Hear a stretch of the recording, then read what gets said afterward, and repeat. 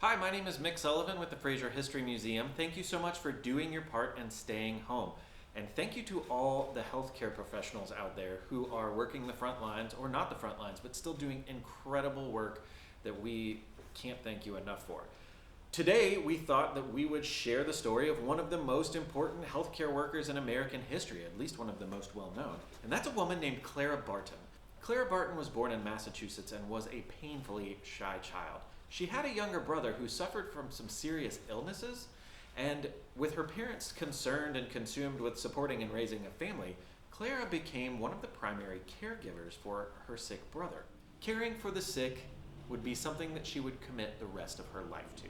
As a young woman, she worked as a teacher and then got a job in the U.S. Patent Office in Washington, D.C. But with the outbreak of the Civil War in 1861, she quit. She committed her time and her energy to transporting supplies and materials to the sick and wounded so that the doctors could care for people in the field. Before long, she became one of the most important nurses working in the field too, and was actually appointed as head nurse to one particular regiment, despite having no actual medical training.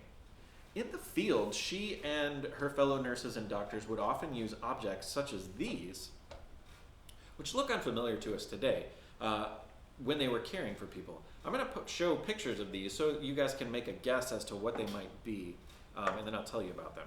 These go together, just so you know. Look at them and see what you think. So if you have ever had a surgery, or even certain dental surgeries, like non-major surgeries, you may have been put under anesthesia, which is where they give you something to, hopefully, it depends. You may fall asleep, or it just may localize, and so that you don't feel pain in a particular area. That science was very burgeoning in the Civil War. This is what is called an ether cone. This ether cone would, you would put it over your face like this, but before you did that, before a nurse did that to you, they would take ether, which is extremely poisonous and very, very, very dangerous. They would put that on a rag, stuff the rag in the back here, and you would breathe and hopefully fall asleep. Now, too much ether would be terrible for you. Not enough would mean that you would wake up during the middle of surgery. And these surgeries were gruesome surgeries.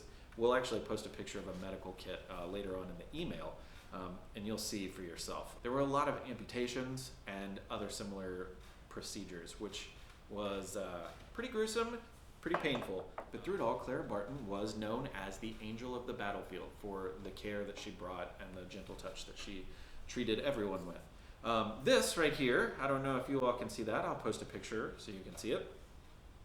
This is, obviously it looks like a comb, right? But they weren't worried about hairstyles, especially when you were in a hospital bed. This is actually a lice comb, because that was a really big problem. You could be lousy with lice, and that would be another health hazard on top of whatever else you're dealing with if you're in the hospital. So this would be a way, and even some men would carry these in the field themselves too, to rid themselves of that pest. This is one of my favorites.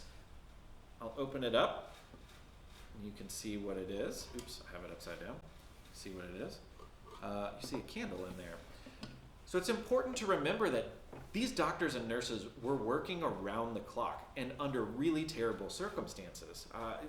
You might be on shift for 18 hours, 24 hours, and that meant that there was no light, there was no electricity in the 1860s.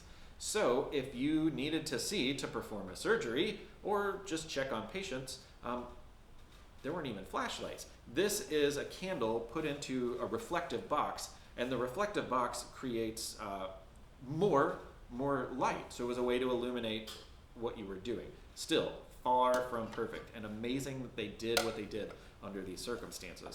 And last but not least, this is my absolute favorite, probably the grossest. Now I'll open it up, and you'll see some little friends inside there.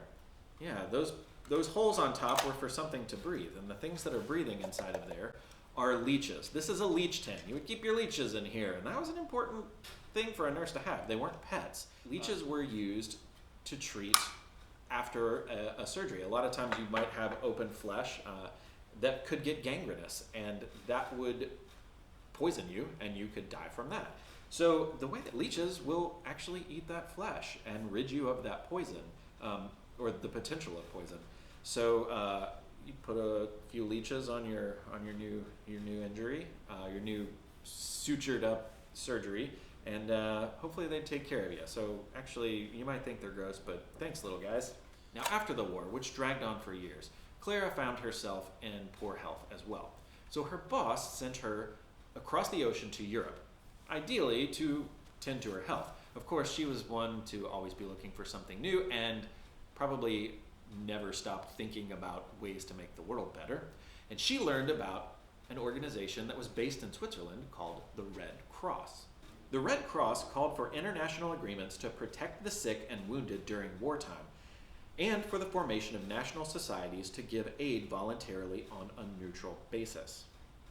Upon returning to America, it was Clara Barton's new mission to create an American chapter of the Red Cross. And she actually worked with such people as Frederick Douglass and President Rutherford B. Hayes in an effort to make that a reality. In 1881, it was officially founded and she was named its first president. That was a role she held until 1904. Not only was she a pioneer in medicine and tending to the sick, she was also a big advocate for women's suffrage. We at the Fraser are celebrating the 100th anniversary of the 19th Amendment, the amendment which gave women the right to vote. In fact, we're very excited to share our new exhibit, What is a Vote Worth?, which is inspired by this, as soon as we open our doors. We can't wait to share it with you. Thank you for watching. I'm Mick Sullivan. Look for more content from the Fraser History Museum in the days ahead.